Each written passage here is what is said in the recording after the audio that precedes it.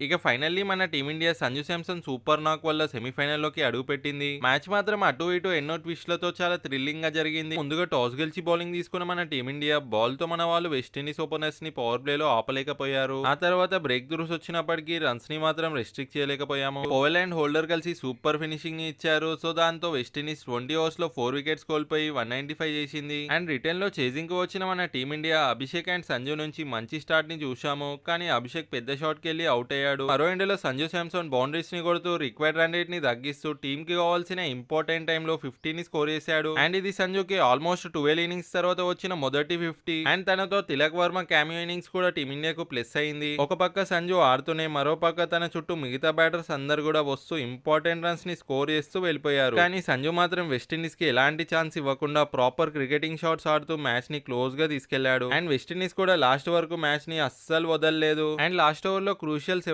Runs కావాల్సి ఉన్నప్పుడు సంజు తన స్టైల్లో 6 అండ్ బౌండరీని కొట్టి టీమిండియాకు ఇంపార్టెంట్ విక్టరీని అందించాడు. అండ్ సంజు కెరీర్ లోనే ఇది బెస్ట్ నాక్. అండ్ ఈ అన్బీటెన్ 97 మాత్రం తనకి అండ్ మనకి ఎప్పటికీ గుర్తుండిపోతుంది. తనకి ఇన్ని రోజులు వచ్చిన నెగిటివిటీని ఒక్క నాక్ తో పాజిటివ్ గా మార్చేశాడు.